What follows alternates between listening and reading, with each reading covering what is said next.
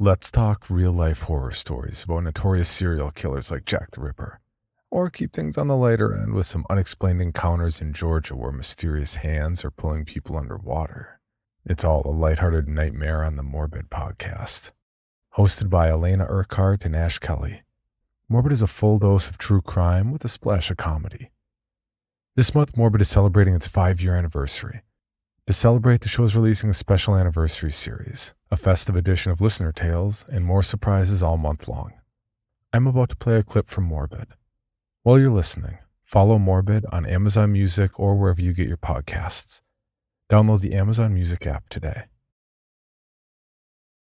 All right. So it's, what do you always say? Get in your Wayback Machine? Get in the Wayback Machine. There you go. Buckle up. To the time when Ash should have been alive. Oh, God. Maybe not like here, but yeah.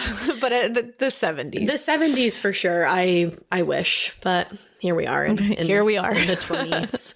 All right. Well, Price. Let's talk about Price, Utah. Back then, it was a pretty safe place to live, and it was a great place as far as Loretta Jones was concerned to raise her 4-year-old daughter, Heidi. Loretta was a single young mom at just 23 years old. She had so much on her plate. She was taking accounting classes. She was being a full-time mom. But guess what? She was getting the fucking job done. And her daughter, Heidi, who again was 4 years old, absolutely adored her mother. They had like this close bond, the two of them.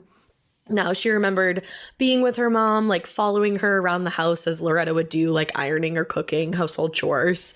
And she remembered getting ice cream with her mom and how much Loretta loved to listen to music. Like she'd put on the radio and just dance all around the house. I love that. Core memories. Yes, like beautiful core memories. And all of Heidi's memories of her mother up until the morning of July 31st, 1970, they're precious memories that every kid should have with their mom. Like memories that they can just reminisce on later in life and just like have a good time being like, oh my gosh, Mom, do you remember when we used to do this? Yeah. You know?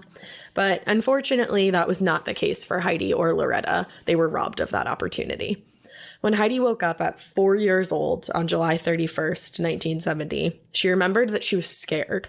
And she wasn't so sure what exactly she was scared of, but there was just this feeling in the air that freaked her out.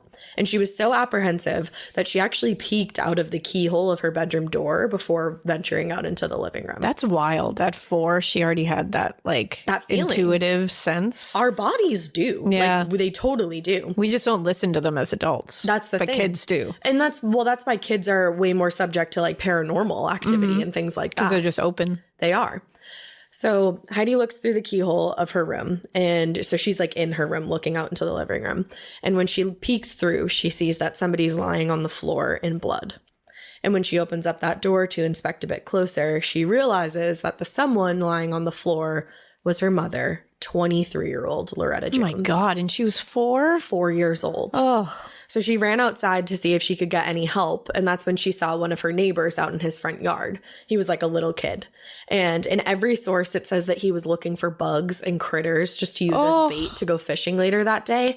And I just feel like that is such a good example of how you can just be so totally oblivious to like what other people might be going through.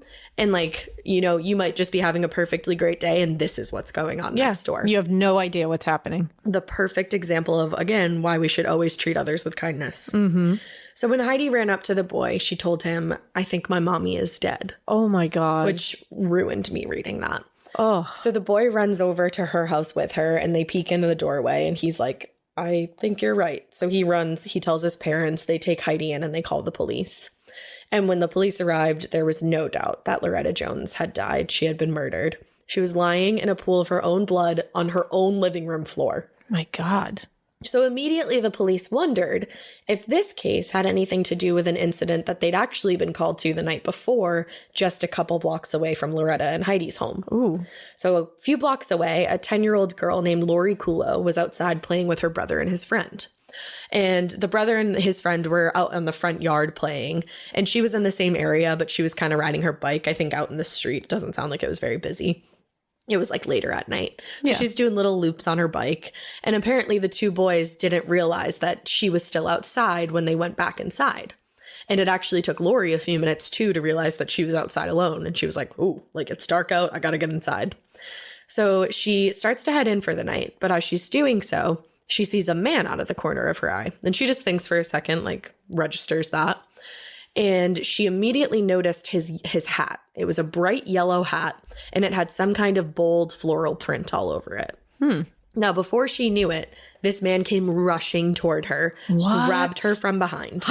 She was struggling to get away with him or from him because the way that he grabbed her made it so that both of her arms were behind her back. Oh my God. And he had a hand over her mouth. Now, luckily, she was able to actually get her hand away from her mouth for like a split second. And I read in a couple sources that it was because she was chewing bubble gum and she pushed the bubble gum out of her mouth as she was screaming. Oh my God. So he must have like taken his hand to like not knowing what it was. So as he let his hand away for like a split second, she let out like a blood curdling scream. And the man let go of her instantly and started running away from her. Good. Just as Lori's brother and his friend were coming outside to see why the heck she was screaming. So she quickly tells them, she points in the direction. She's like, this man tried to grab me. So the boys run off after him, but it's too late. But something they noticed too was this man's yellow hat because it had fallen off as he was running away. And he actually even took a second to pick it up and like grab it up as he was running away. Which is wild that he chose to wear that hat.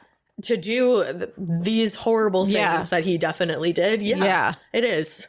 So this man managed to get away that night, but this man would end up serving time for the attempted abduction. And eventually they would get him on murder charges. Oh. Same man. It might just take 46 years to do the latter. Holy shit. 46 years. 46 years. Hey, Prime members. You can listen to Morbid wherever you get your podcasts or early and ad-free on Amazon Music. Download the Amazon Music app today.